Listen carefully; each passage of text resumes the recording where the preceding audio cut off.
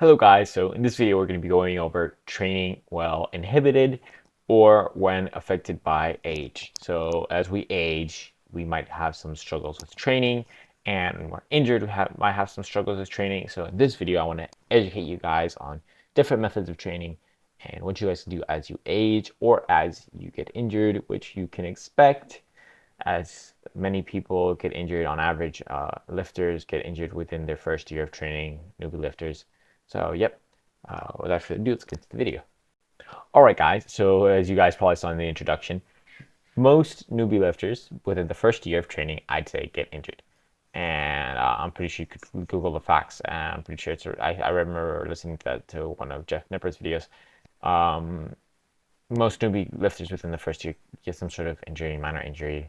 And this comes from lack of experience, and you're almost certain to get some sort of injury. This doesn't mean you shouldn't lift, because in turn, lifting will prevent injury more than it will cause injury. And after the first year, once you get injured, people learn from their mistakes. But as Otto von Bismarck said, I don't know if you guys know that guy. He is a war general and killed a whole bunch of people in um, I don't in Europe. He's a really good guy. Really not good, smart, crazy guy. I don't know. Intelligent. Intelligent. That's the word I'm looking for. He said, learn. He doesn't learn from the mistakes he makes. Dumb men learn from the mistakes they make. They learn. Smart men, wise men learn from the mistakes others make. So learn from the mistakes of others and train carefully, train optimally, and that's just the average. There's plenty of people who do not get injured the first year of training. And if you train consistently, correctly, you'll experience, even if you do get an injury every single year of training, you will feel much better than if you weren't training. You will live much longer than if you weren't training, and your quality of life will be much better than if you weren't training. So when we get injured, let's say I get a broken arm, there's this thing called cross training or whatever, where you train one body part and not the other. So let's say both biceps here. Have this bicep 14 inches, this bicep 14 inches. I'm training. I break this bicep, it's my left bicep. I can't use it anymore for 6 months. Doctor says I can't use it anymore. So what will happen is that my left bicep will slowly shrink and shrivel up, and my right bicep people will often just stop because they don't want to get one bicep bigger than the other. In general, what will happen is that you could get some sort of imbalance in your biceps via training one over the other. But when you have an injury, it's better to train one and not the other, because you will actually promote growth in this other bicep, especially if you trained it before. And applies even more to experienced lifters. There's been studies done or training one muscle or one part of the body that isn't injured while the other is injured improves the growth and maintenance of muscle and the injured body part or muscle group. So what does this mean? When I injure my bicep, my left bicep, and it starts to shrink, training this one will slowly prevent the shrinking. And although this one will probably get bigger than this one because of the loss of specificity, if I'm training one bicep, the other one's probably going to get stronger. I mean, the other one's probably going to fall behind the training of just one bicep. What can happen is that I reduce the overall loss in muscle of my other bicep. And when I go back to training 6 months later, and the doctor says my biceps are both cleared out for training, and I can train them, and I can train my left bicep, what I can do is I can just bring down the weight on this bicep and try to maintain most of the muscle while this one catches up. And this might take 6 months or less than 6 months.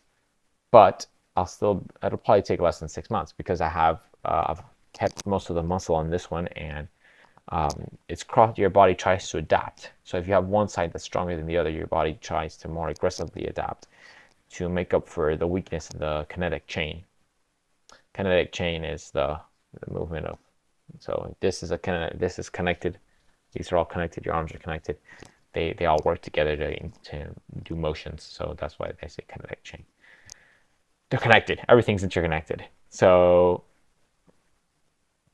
whenever you're injured, do not stop training. Train as many body parts as your body allows. Now, if you have, let's say, a wrist injury, because many people get their wrists injured, especially when they're doing calisthenics. And I've had wrist injuries before. what I always recommend is mobility, flexing them, even if it hurts a little bit. This improves the healing processes and allows more blood flow and oxygen to flow through there. So please, even though it might hurt a little bit, try stretching your wrists, moving them around, as much movement as you can within your hands and your wrists. Um, where was I going with it? So yeah, very important to try to improve the mobility in your injured area. There's this guy who had rice who said put ice. Rice. It was rest. What was it? Rest, ice, compression, elevation. This guy who believed this actually went back on that and he went against it. He now believes that that is not very useful. Compressing and elevating and not giving ice doesn't really do much. Ice actually prevents a lot of the healing processes that are necessary for the growth of your tendons. Because when you injure your tendons, especially when you're doing like a wrist injury, you want your tendons to heal naturally so they grow. Ice kind of reduces the process of growth in your tendons. So certain injuries, it's better to just let your body not use ice to heal because it'll actually prevent your growth. It'll make you be just as prone to injury in the future. So for people who do that, I recommend you don't do that. Now, when we're talking about age, as we progressively age, we get weaker, our bones get less dense if we don't train. But training, what it does is keeps our bone density high, keeps our ligaments nice and strong, our muscles nice and strong. And this is a really good supplement that I highly recommend, and that it elevates your NAD levels. These two supplements and are nicotinamide riboside and nicotinamide mononucleotide. Both of these increase your NAD levels. NAD levels have been associated with increases in or decreases in all sorts of different forms of aging. So increase NAD levels. It's not going to like reverse your aging, but it will help you age better, healthier, improved cardiovascular function. It's been shown to increase your cardiovascular function by up to 20% without any training. So yeah, it's pretty crazy results, honestly. So I recommend you guys, any of you guys who are older who are taking that, or girls, anyone who wants to slow down their process of aging, it's very, very useful. But general, when you're aging, try to train slow, steady, and if you do end up getting injured, following the advice that I already gave out before, provide as much motion in the area and train your wrists. And also, that's the point that I was trying to get to before, which I think I forgot. So when I was talking about the wrists, there's people who injure the wrists and they can't curl, but you can curl if you attach the load below your wrists, your forearms. So you can curl out of your forearms. There's these if you guys see what's it called, these cables, wrap cable or not wrap a cable, put your cable grip lower into your below your wrist and pull like this. You'll still be training your biceps. You'll still train your triceps by putting the cable grip a little lower. So many of these injuries actually don't prevent your training at all, and a lot of people just stop training because they make it. There's this also famous quote that you get from John F. Kennedy. When people say, why do something, he says, why not? Why not train? Why not train? That's what you always want to ask yourself. Why shouldn't I train? Not why I should just give up. Or wait, no, I said it backwards. Yeah, John F. Kennedy said, why not? And the other people said, why? So people say, why train? Why shouldn't you train? Yes, so you got to tell yourself, why shouldn't you train? There's no reason why you shouldn't train. Even if you are injured, there's many different ways you can work around your injuries, most injuries in general, to train and still have optimum health. There's people who have no legs, who literally are amputees and are ripped. Their upper bodies are humongous and they still train, and their lives are much better because of it. Remember, in general, when you're training, it's you versus you. Nobody's there competing against you. You work as hard as you can. And even if you're older or even if you're injured, don't make it an excuse to why you can't train.